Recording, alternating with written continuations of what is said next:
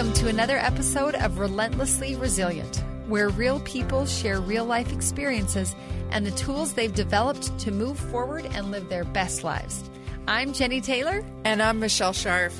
I am so excited today because I get to interview someone who I think is really amazing, and that's our own co-host, my own co-host, Jennie Taylor.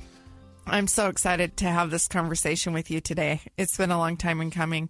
You know, when we first started this podcast, we barely knew each other, really. And the more that we do this and the more time that we spend together working on this and other things as well, helping with the Brent Taylor Foundation and some other exciting projects, we're getting to know each other. And I realize that the world knows the story about Major Brent Taylor, and they know about Jennie Taylor, the widow of, and the mother of 7 children.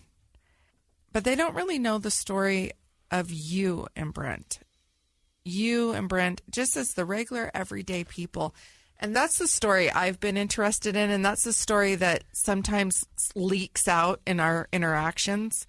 And that's what I wanted to talk to you about today. Well, I'm so grateful you're giving me this chance because I think sometimes even I forget what regular life was like. I know for my kids, I don't want them to grow up thinking their dad was just this superhuman hero. He was awesome. He really was. But I think it's important that we reconnect to what people are really like, what things are like maybe when it's quieter and off of the stage or off of the television camera. Off the highlight reel. Off the highlight reel. It's just, Michelle, it's been surreal. That's the only word I can think of. We're 2.5 years into this.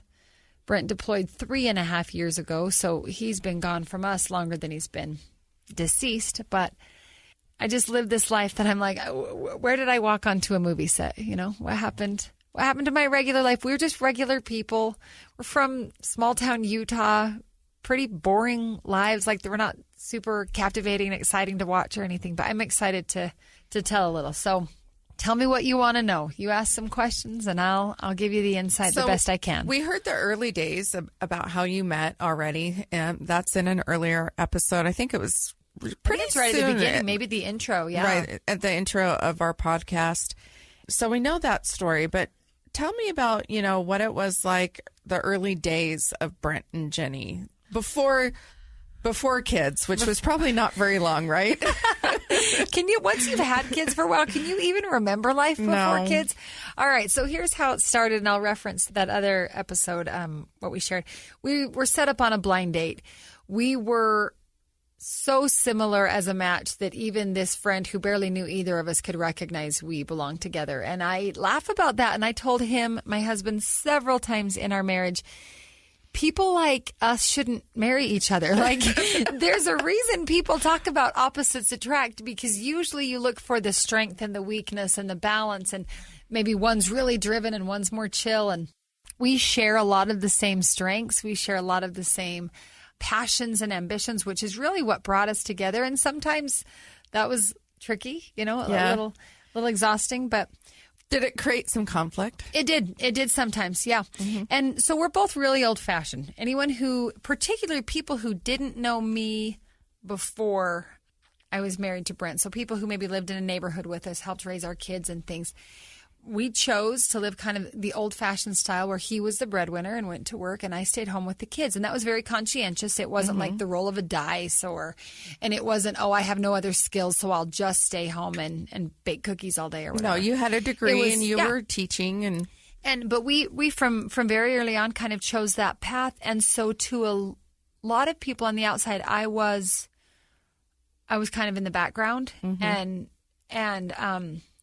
but I had some of the same drive and the same passion, the same ambition as he did. And I'll admit there are times where being home all day and always being pregnant or nursing or both, it would be exhausting. And I would look at his life and say, what do you do all day? What do you do all day? And he, how was your day? And I'd ask him. Most husbands come home to the wife and say, what do you do all day? No, well, here's what Brent Taylor did all day, especially those last couple of years he's elected to office.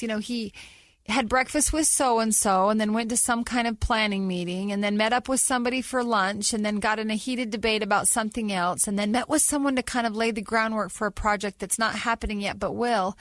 And I'd be like that. Okay, well, let me tell you what I did all day today, because it certainly wasn't going to lunch and breakfast with all my friends.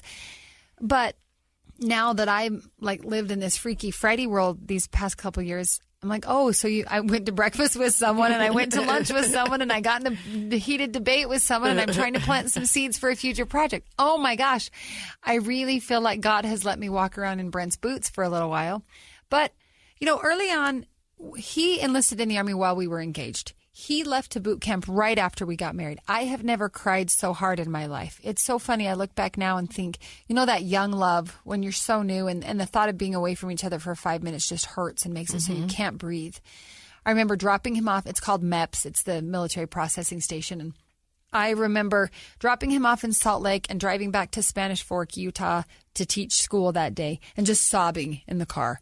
I remember coming home from work and just sobbing before I went to bed and just being beside myself. How will I ever live without you?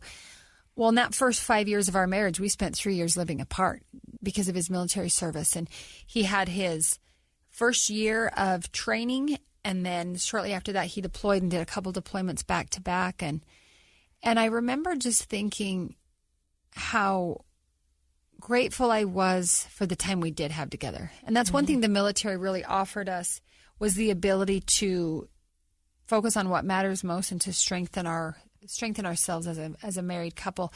So when he was at boot camp, we wrote letters. That's all you could do.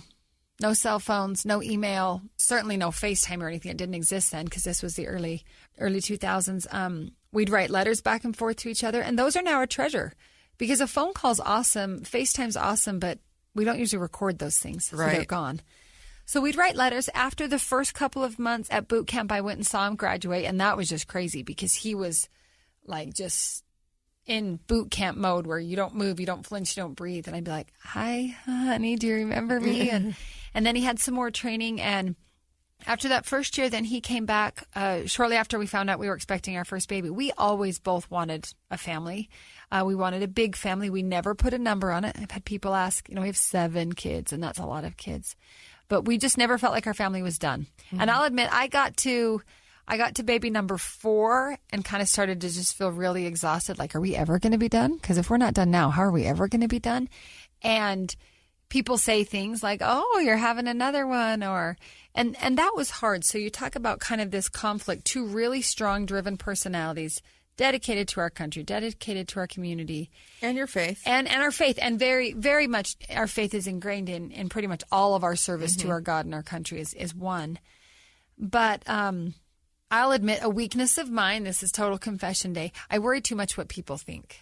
I'm getting better at it as I get older, but when, we'd have a baby and I love this sweet little baby and I would know this baby needed to be with us and with our family and I couldn't think of anywhere else I'd rather be. I'll admit there'd be those outside voices that would make me think, we'd have people say, well, you can't possibly love all of them. This can't be good for them you just can't give them the attention they need. And you really can't have that many kids and really give them what each child individually needs to have. And I would kind of beat myself up over that and wonder, Are we totally off base here? I am not the best mother. I will admit that. Anybody who's met me knows that. My kids will tell you all day. And yet we knew our family wasn't complete. And that 4th baby was really hard. A lot of people have 3 kids. Mm-hmm. Several people have 4 kids. By the time we got to having that 5th child, it's like I was almost afraid to tell people we were pregnant. Mm-hmm. And I just wouldn't. And so anybody who knew me while I was pregnant, I would just not tell you I was pregnant till I was like 6 months pregnant. I'd be like, I totally get it. I can't handle the fact that most of you aren't going to mind your own business. You're going to say stupid things about, how that happens, don't you? And it was our personal decision. Now, the reason I bring that up is because it really tied in also to deployments and running for office. Because every time Brent deployed, people would say, oh, are you sure? And why are you doing that? And are you running away from your marriage? Or even more recently, there was an article written about Brent posthumously where it made the assertion that he must have been deploying to make more money. Mm-hmm. It's like, man, there's a lot of things you can do to make way more money than going to war. But that's one of the challenges I would say in my marriage with Brent, whether it was a deployment, a baby, or running for office, being able to trust the decision Brent and I made, that we did base on our faith, and we did talk about what we think God would have us do, and then being able to own that decision and not worry about what the other guy said or what someone else thought.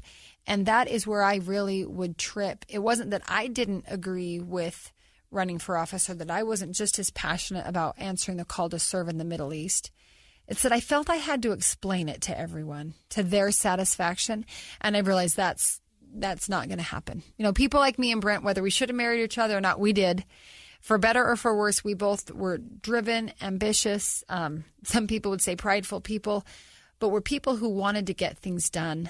From the very beginning, we wanted to live a life that mattered beyond just to ourselves. A life with purpose. A life with purpose, right? Yeah. And so I thought we had that purpose. Our purpose was, honestly, if I'm being really candid, my purpose was to help him be successful in his career. My purpose was to raise these beautiful children. And my purpose was to figure out how to kind of make that all gel with the fact that I am a very type A, OCD-driven person myself, and keeping up with what he was doing and all of these kids didn't fit well with that. And so you and I have talked off air before where that sometimes is what causes me the most mental unwellness is the fact that I want my life to look and feel and go the way that I think it should, and it doesn't. Right. And so that's something ever.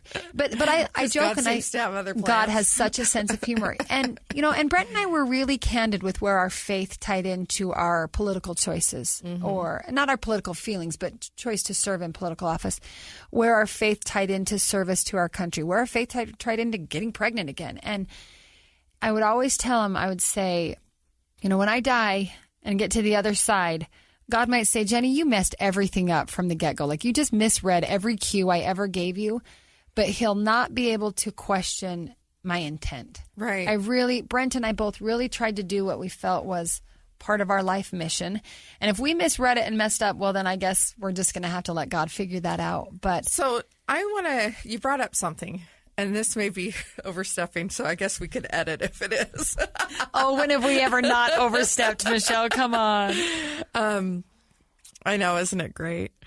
So what was the drive of Jennie Taylor? What did you want to do that you felt like maybe you were missing out on with all of this stuff? We've got to wrap it up here in 3 minutes for our break. Oh, man, can I answer anything in 3 minutes? You know, Michelle, I don't know that I would have described it as missing out on something. Again, very faith-based individual. For years, I would say, I feel like I came to this life with several skills and abilities that were already part of my nature. And I developed them through high school and college, leadership opportunities, good grades, all of those things. And then I jumped into this role of marriage and motherhood. And I never really felt like I was missing out on where that other path could have taken me, because I'm confident it could have taken me a lot of places. But I remember very clearly several times in those 15 years thinking, there are other skills and abilities I don't have that I know will benefit me to develop. And things like being a better nurturer, or being able to find great joy and happiness in Brent's success rather than my own. And those are things, again, I'm being incredibly candid and open here, that as a really driven, ambitious, independent woman, a lot of people think I'm largely feminist, when in reality, what life the past 20 years has taught me is how beautiful life is when you work hand in hand, when men and women work together, when men and women recognize the fact that we have different strengths and abilities, and sometimes the same strengths and abilities. Right. And so there was a lot of give and take in those years of learning how to not be competitive, but to be complementary to each other. And I took great pride in knowing that there is no way Brent Taylor could have been or done who he was and what he did without me. And I'd tell him that all the time. Yeah. And good for you. And again, that would be my pride coming out. I would say I am not the perfect wife, but I am the perfect wife for you, because no other woman would put up with this. And that was kind of the validation I needed. Yeah. And again, a weakness of mine, for him to be so successful and able to give so much to the community and be out there outside of our home doing so many awesome things that were so important to both of us, I just wanted to feel like I was a part of that. Just remind me I'm a part of what you're doing. And I've really come to realize and see that more clearly since he's died. Yeah. And that's something maybe we can visit, is how my vision of those 15 years married and bearing children, I see it so differently now than I did when I was stuck in the thick of it. I really do. Yeah. Well, we're going to take a break. When we come back, we're going to hit on some other exciting topics. We'll be right back.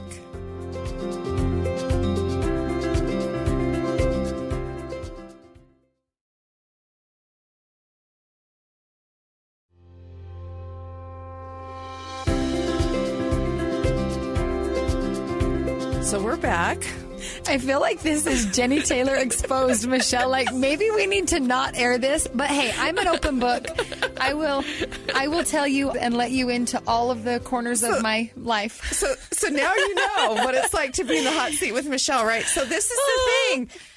You know, a lot of these people that have been on our show have been on the show because I'm out in politics, I'm working with a candidate or an issue, and I'm talking to people. And as I talk to people, they'll say something which triggers another question and another question. And before they know it, they're telling me some pretty raw things you about themselves. You draw it out of people. You really do. I don't intend to, except that I kind of do, because I love people's stories.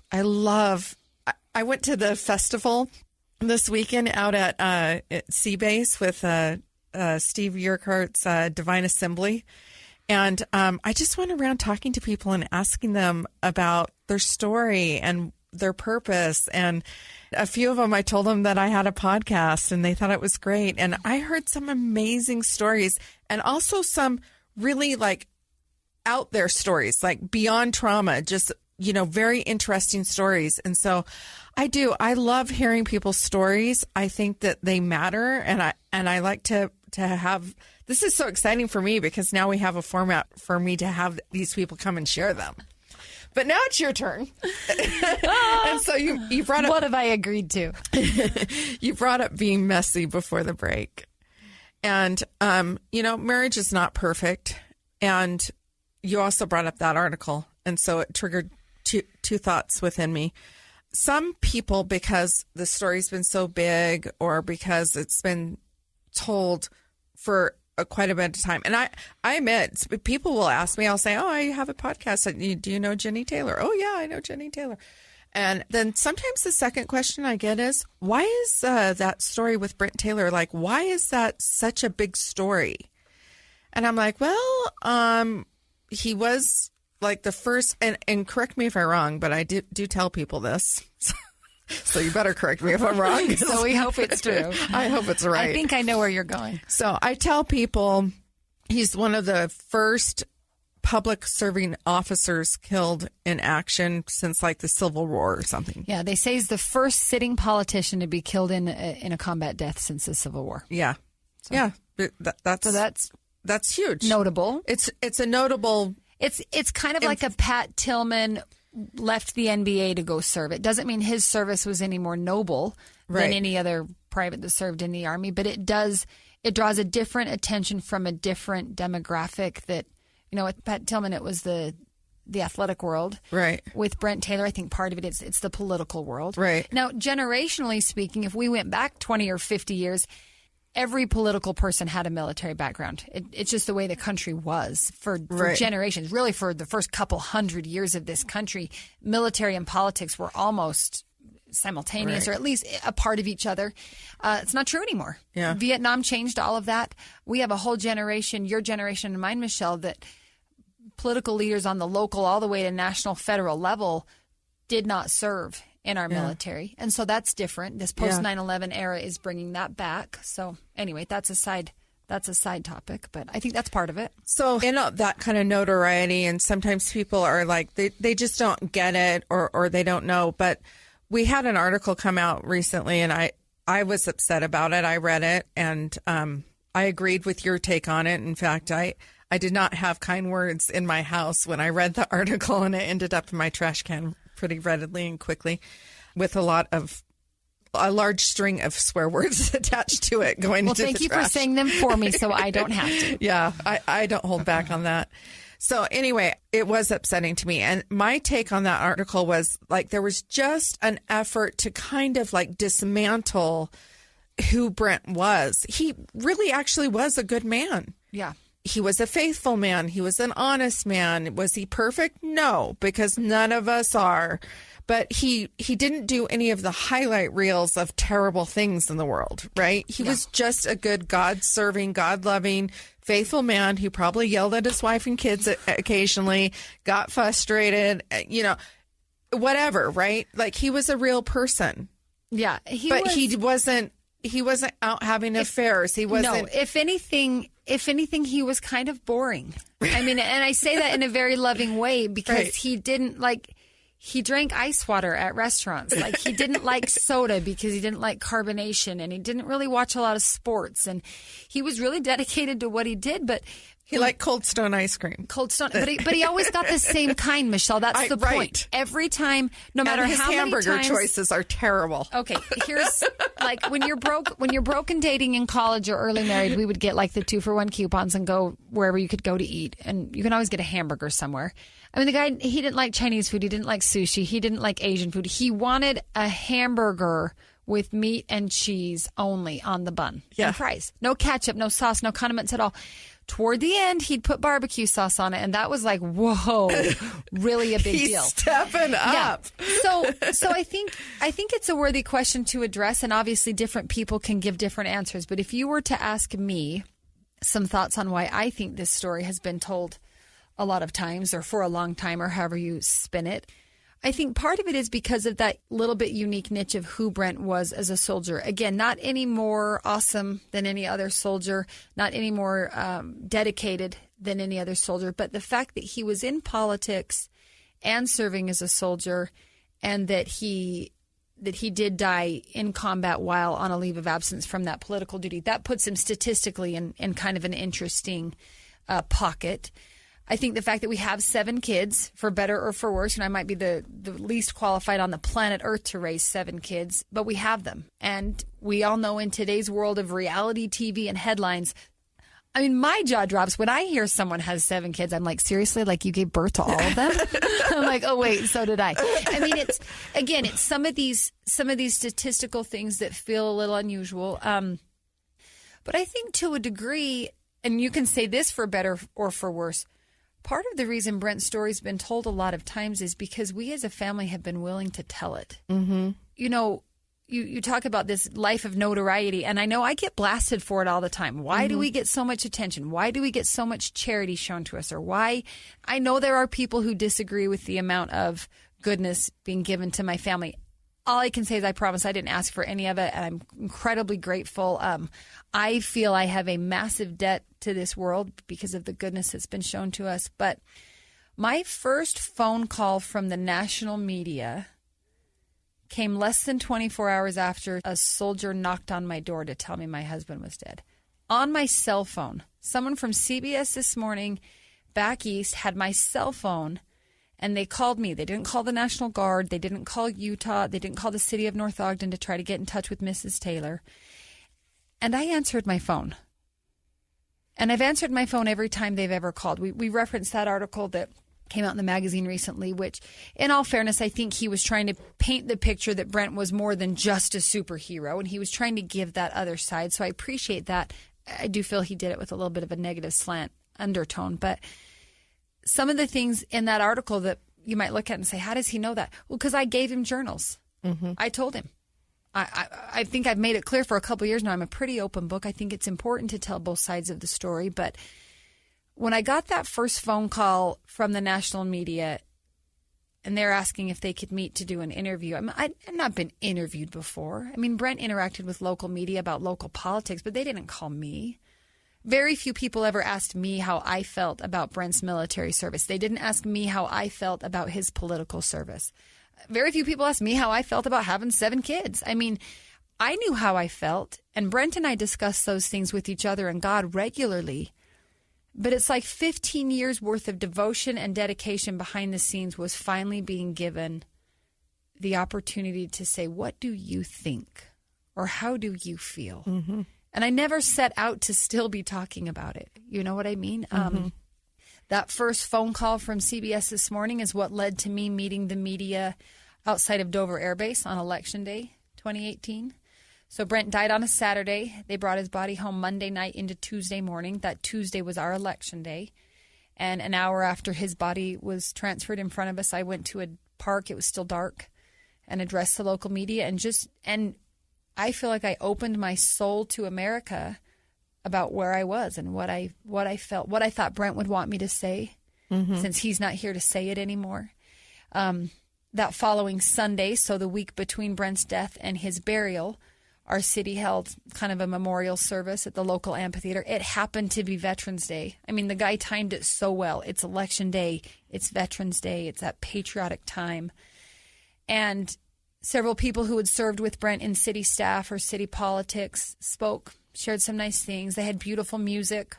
And then, we're freezing cold. It's outside November in Utah. Someone said, Mrs. Taylor, would you like to say something? Nobody had asked me before to prepare any remarks. Nobody asked if I wanted to speak before my husband's even burial.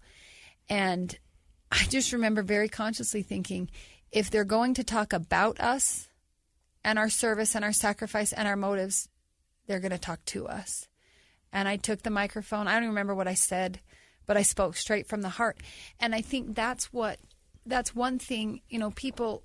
We're not unique. We as a family are not unique in having faced hardship or having sacrificed or having served. I know that. Trust me. I am acutely aware of the hundreds of thousands of other Americans who have died in the line of duty. Brent didn't die by suicide, but we've experienced that on both sides of our family. Knowing you and several friends who've lost someone to cancer. My stepsister is battling breast cancer that is, horrific in her life. We all have horrible, awful details in our lives. For whatever reason, I feel like God's given me a chance to be a bit of a spokesperson to the fact that those details are the only thing different about us. I might be telling the Brent Taylor story, but I'm not really. I'm telling the human story. And I say this often when I speak in public, whether it's to a church group or political or just a business gathering. We could go around the room and make a list of all of our hopes and dreams and all of the bad things that have happened in life and all of the trials we've faced, and we'd probably all be really depressed. And we'd look at each other and say, we have nothing in common. Your details, cancer, I haven't buried a husband from prostate cancer. Construction, I don't know what that life is like. Lobbyist, I've never done that. We could say how different we are. But if we scraped away the details, your story, my story, and everybody else on this human existence story goes like this. Once upon a time, I had a whole bunch of hopes and dreams. And some of them went right, and some of them went painfully wrong. And I'm still trying every day to live happily ever after. Yep. And that's beautiful. That is so beautiful.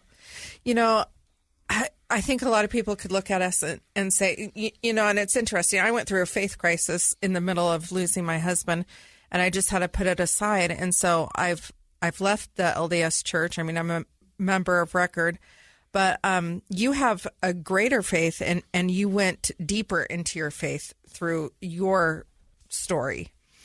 And, people might think, oh, well, this is an unlikely pair, but I love you so much. And one of the things I appreciate about you, and I just don't think that people that don't know you understand, your life story, talk about hard things. You have been through so much in life.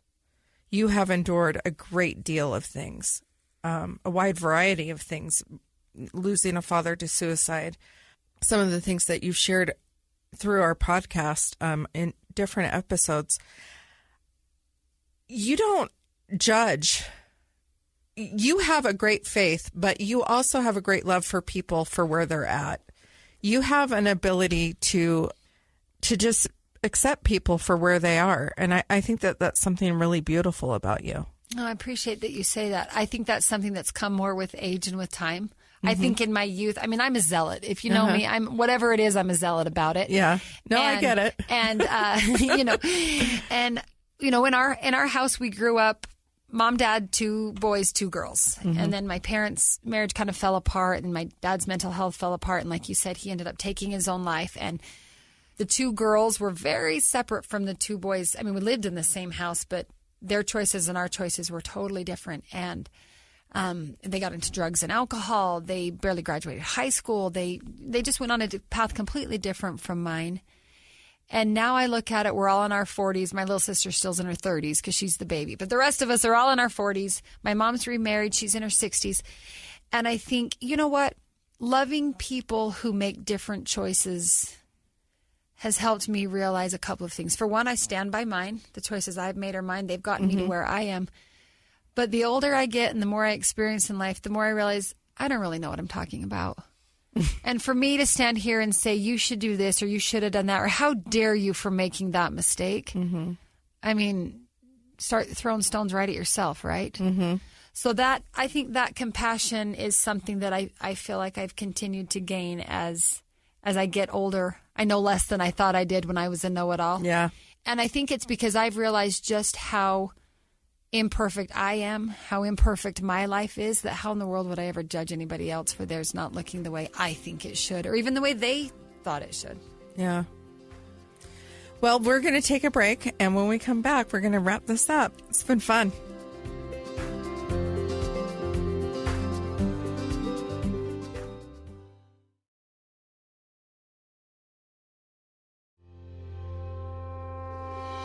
So we're back. And I'm Michelle Scharf. I get to interview someone who I think is really amazing, and that's our own Jennie Taylor. I've really appreciated interviewing you today. And is there something that you want to share with the people that listen to our show, with our listeners, that, like, what you don't know about me is this, and what I want you to know about it is this? That's tricky because I feel like everybody knows everything about me because, you know, I feel like I'm an open book and things have been very public. We've kind of lived in a fishbowl for a couple of years. I think one thing that's really been on my mind lately, and I think it's, again, my faith or my God kind of whispering back to me to remind me, just remembering what really matters most. It's easy to get caught up in doing and accomplishing and even influencing and wanting to have this impact on the world. And that's great, and go do that all day. But you know, at the end of the day, nothing matters most than those family relationships you have. Yep. Nothing matters most than, you know, I look at, sometimes I worry that, again, from the outside, I'm like the age of woman rising in feminism, that Brent's finally out of my way and I'm making a splash on the world and giving my opinion or, you know, my mark or whatever it is. And I think that's so far from what I would want our family to be, to making an impact or maybe known for or seen as being. I learned early on through deployments and separation in the military that there's a lot of things I can do without a husband to help me. I can take out the trash. I can work on this or that. I can get all the kids to bed and off to school. And there's a great deal of independence and self-reliance that comes in a military family situation like that. But those same experiences really taught me it's so much better when you do them together. Life is so much better. I think men and women are so much better when we work together. And that's one thing that I'll admit it does catch my attention in today's world. We've got more women than ever in politics, more women than ever in medicine, more women than ever in science, which is great. I love that. Like, I had a master's degree when my first two babies were born, and I think education is paramount and having an influence and speaking your voice, but doing so in a way, again, that's together. I look at what everything I'm doing now as Jennie Taylor, you know, this persona that I don't even recognize anymore. And I think, and Brent Taylor's behind every piece of it. Every piece of it. It's like my life's a giant game of Freaky Friday. To where he used to go out and do all these things and make all this impact. And I'd be like, you remember, you wouldn't be a darn thing without me in your corner. And I think I would be absolutely nothing without Brent and his roles impact reversed on my life. Sure. And sure. yet, neither one of us could have done or continue to do what we do without the other. And I love the analogy people talk about a new chapter in the book of life. But I think sometimes when we turn the page for a new chapter, we're too quick to forget all the other chapters. Yeah. And a chapter on its own doesn't fit, right? If you picked up a book and opened to chapter 13, you'd be like, I got no idea what's going on. So even though I feel like I have gotten to this new chapter of my life where, you know, I'm serving in a military capacity as a civilian volunteer, or I am out public speaking or talking to the media when that used to be Brent's job. But we're still fundamentally joined. We're helping each other. These previous chapters in my life, so much of what I know or say or teach or speak when given the opportunity is because I spent 15 years married to a brilliant, dedicated, God-fearing man who, without realizing it, taught me. I mean, he shaped us, right? John shaped you into who you are. And I think that losing Brent so suddenly in the middle of, I mean, let's be honest about childbirth and child rearing in those years. Like, it's crazy. You're starting a career, you're buying a house, you're trying to get through school, you're having a baby. That's a chaotic time. You add another baby, and that baby brings another dynamic, and it shifts the entire family again. And then another one comes, and it does it all over again. And they're all so different. And I look back to those 15 years Brent and I had, and I feel like we were kind of always in motion, always running, always doing, always going, which is wonderful, and it fit who we were and our personalities. But I think, you know, if I had it to do all over again, which of course I don't, so it doesn't really help to think that way. But looking forward, slow down. Slow down. You know, I look at my baby Caroline. Her first birthday was 2 days after we buried Brent. And now she's 3.5. She's crazy. She climbs all over the house. She feeds herself. She gets all of her own clothes on. And she is crazy. I'm going to blink and she's going to be gone. Yeah. My oldest daughter's going to be a junior in high school this fall. I'm really going to blink and she's going to be gone. I mean, she's like me at that age. I can't wait to get the heck out of North Ogden. I can't wait to go conquer the world.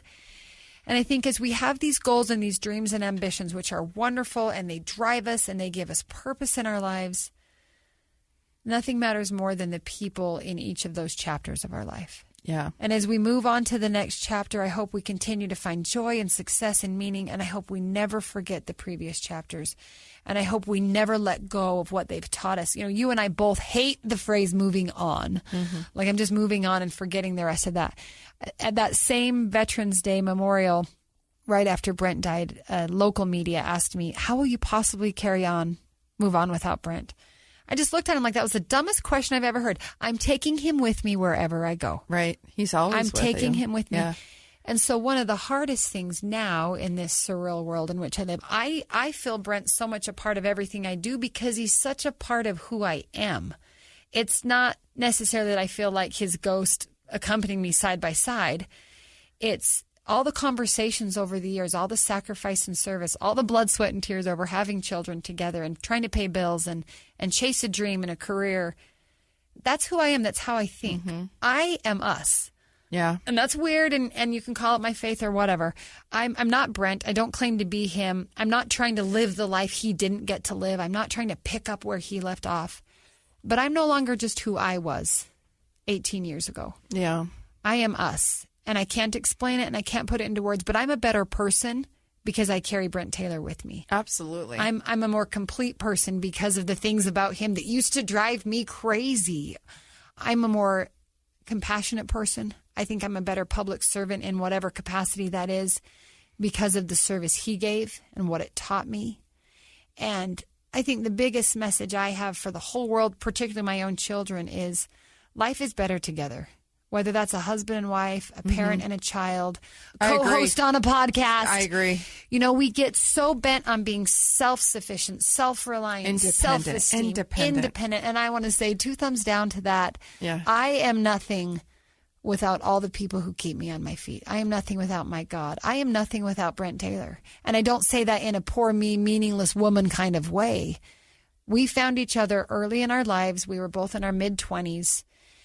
And we taught each other, and we grew together, and we had 15 beautiful years together of ups and downs and driving each other crazy. I remember one time, bless his heart, we were talking about something. We never yelled at each other, but it was one of those things where you could tell tensions were high.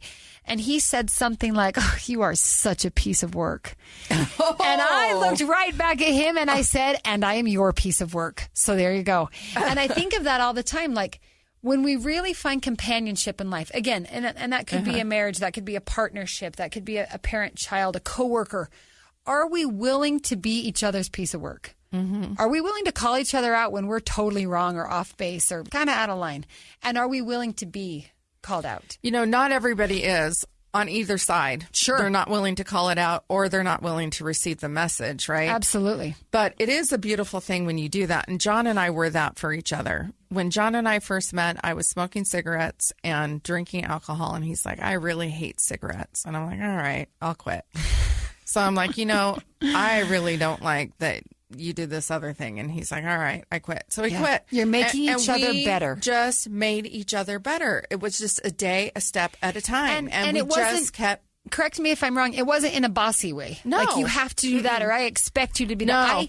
I didn't even have an expectation. He just mentioned to me he didn't like it. And I'm like, well, if you don't like it, I'm done with it. Yeah. I want to do what makes you approve of me. Again, and again, this is so tricky to say because it's not like I'm just this doormat of a wife that's going to do whatever he says or expects or thinks I ought to. I think when there's love and mutual respect, right?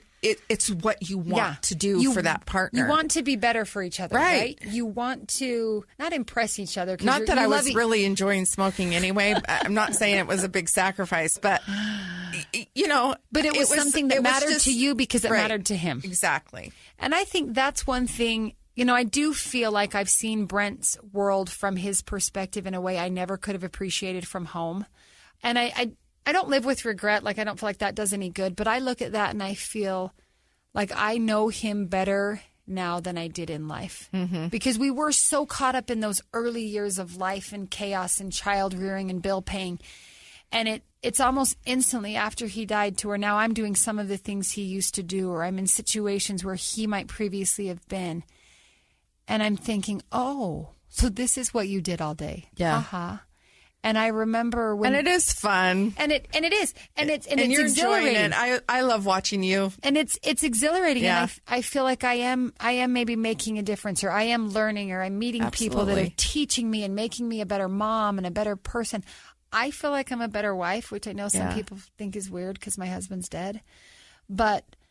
when Brent first deployed this last time, he made a video on Facebook to announce it to the city that he'd be taking a leave of absence. He kind of did almost his own little video interview. And he quoted a man from our faith named Ezra Taft Benson, who had written a book called The Three Great Loyalties. And Ezra Taft Benson was a huge role model for Brent. He was a patriot. He was God-fearing. He was service-oriented, family man.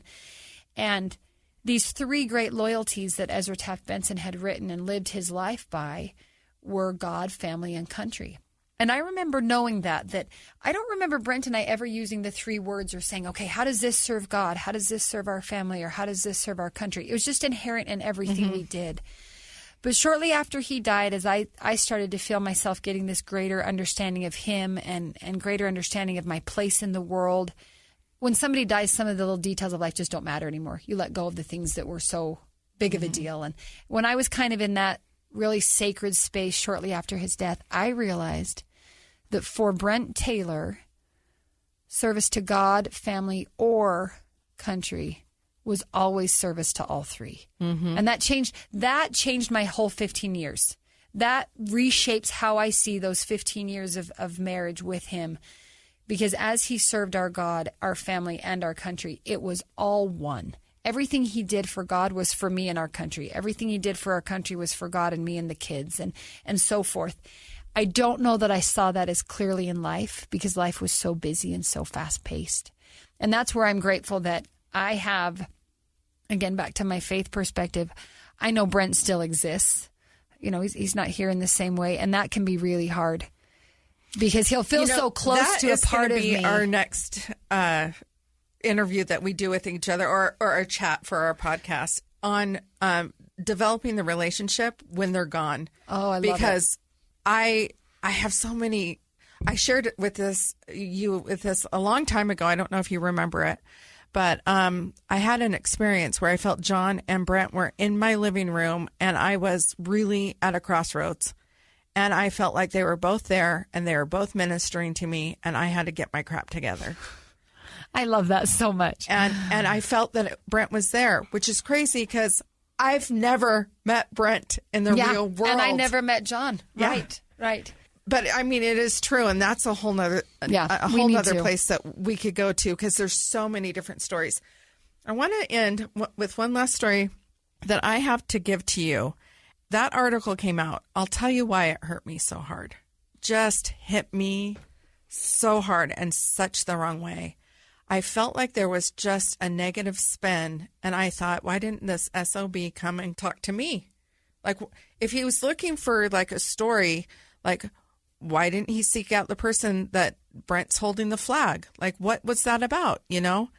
And that flag to me, so Brent and I knew each other from a private Facebook group, and that was it. And the only thing Brent knew about me was the stories that I could not tell my family because I had children that were losing a father, and that I didn't feel like I wanted to put publicly on my Facebook wall. I was very open, very public about what we were going through, very open.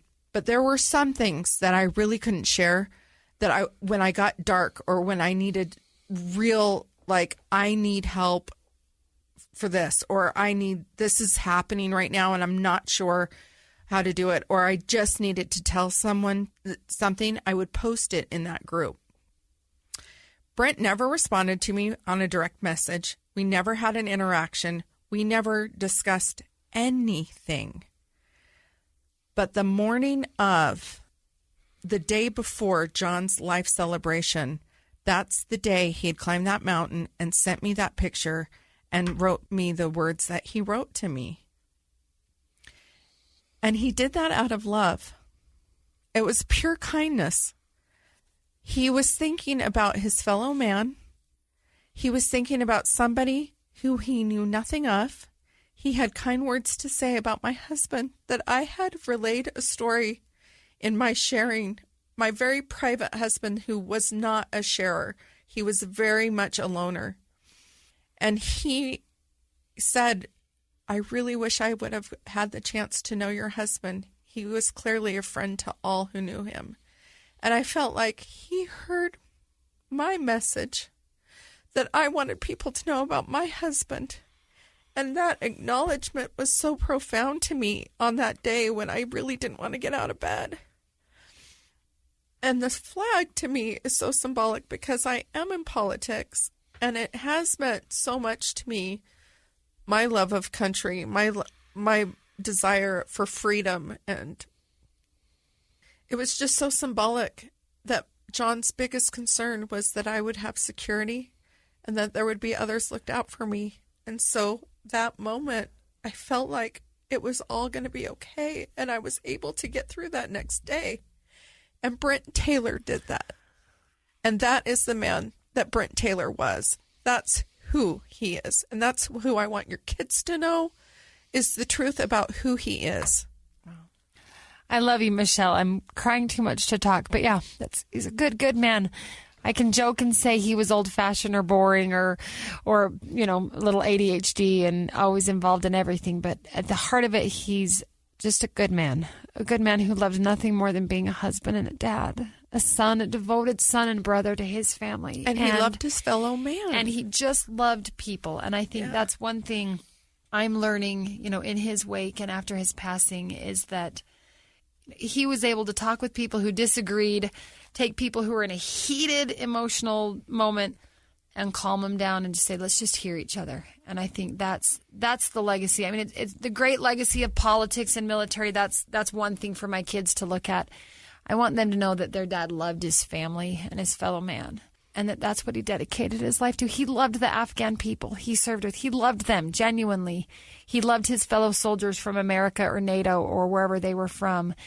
That legacy is the one that I hope, as we continue to tell the Brent Taylor story and live the Brent Taylor story, I hope we realize that really is the human story. If we want to get at the heart of what the human story is, it's that we all need each other. We need each other's encouragement, each other's faith and compassion.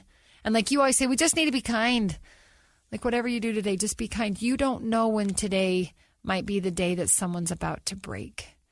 And or take their own life, or drastic decisions, or hurt somebody else, or whatever it is, or whatever their pain is causing. We're all, you know, and this is what I learned this weekend out of that crazy Divine Assembly thing that I went to.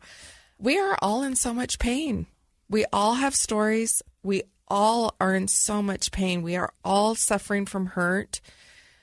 We all don't get what we want in every moment in this life. We rarely do, actually. But it's those in-between moments, and it's being grateful for what we do have that can make it bearable to get through the rest of it. And I feel like if we can all just tap into that this pain that I'm feeling is mine, but somebody else is dealing with theirs, and it is just as great for them. So let's all just have a little bit more compassion and a willingness to be a little bit kinder. Michelle, I love you. To our listeners, we love you. Thanks for listening. I hope you still like me at the end of this, because I feel like I've been really honest and open. But life is all about learning, right? We're learning to love. We're learning to help each other. We're learning we need help. In closing, my quick shout out is just thanks to this wonderful community here in Utah and the military community that have just loved and prayed us out of bed every day. Like, I can't say that enough, how grateful I am. People say, oh, you're so strong. No, I'm not. I have a great support network. I believe living and dead. Those who've gone before me, I think of my dad often. I think of my husband all the time. And they believe in me. They think I can do this. You guys out there think I can do this. And so even though I'm like, you guys are totally crazy and wrong, I guess I'm at least going to try. I guess I'm going to try. So if you're out there and you have a story you're willing to share, please reach out to us. We would love to hear your story and connect with you. You can find us on Facebook and Instagram at Relentlessly Resilient and Relentlessly Resilient Podcast. And we hope to hear from you. Give us a rating and a review on your favorite podcast platform. And we'll keep telling these stories and hopefully keep connecting on this human level. Thank you. Whatever you do today, be kind.